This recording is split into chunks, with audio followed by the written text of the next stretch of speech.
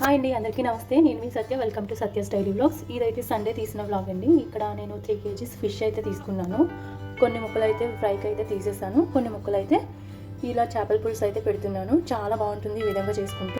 ముందుగా చేప ముక్కలను అయితే పసుపు ఉప్పు వేసుకుని బాగా నీట్గా క్లీన్ చేసేసుకోవాలి. తర్వాత ఒక వెడల్పాటి బాండీ అయితే పెట్టుకొని ఉల్లిపాయలు 3 ఉల్లిపాయలు పేస్ట్ కింద చేసుకొని వేసేసుకోవాలి. ఉల్లిపాయ ముక్కలు కాకుండా పేస్ట్ వేసుకుంటే బాగుంటుంది.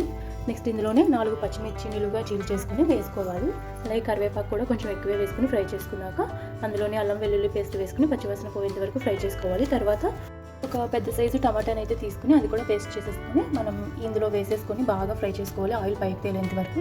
నెక్స్ట్ ఇందులోనే ఉల్లిగడ్డలు కూడా వేసుకొని ఫ్రై చేసుకోవాలి. టేస్ట్ అయితే బాగుంటుంది చేపల పులుసుకి. ఈ విధంగా బాగా ఫ్రై అయిపోయాక మనం మిక్సీ వేసి పెట్టుకున్న జీలకర్ర, ధనియాలు, మెంతులు పౌడర్ని అయితే వేసేసుకొని బాగా మిక్స్ చేసేసుకున్నాక ఇందులోనే చింతపండు రసం వేసేసుకోవాలి.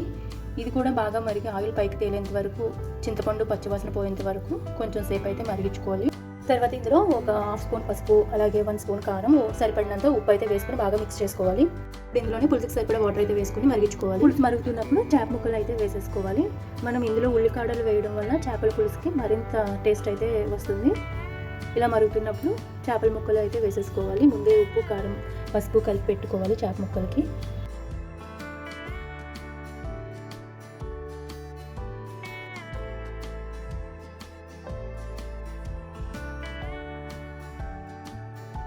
చేప ముక్కలన్నీ వేసేసుకున్నాక ధనియాలు, జీలకర్ర, మెంతులు పౌడర్ అయితే వేసేసుకొని 2 పచ్చిమిర్చి కూడా నిలువుగా చీల్చుకొని ఇందులో వేసేసుకోవాలి.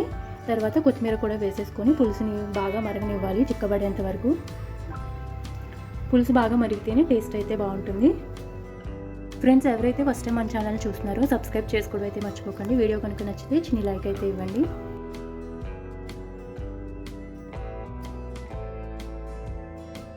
పులుసుని ఈ విధంగా చిక్కబడేంత వరకు మరిగించుకున్నాక లాస్ట్లో కొంచెం కొత్తిమీర వేసుకొని స్టవ్ ఆఫ్ చేసుకోండి. ఇది ఇంకా చిక్కగా అయితే అయిపోతుంది చల్లారాక. ఓకే ఫ్రెండ్స్, వీడియో కనుక నచ్చితే చిన్న లైక్ అయితే ఇవ్వండి.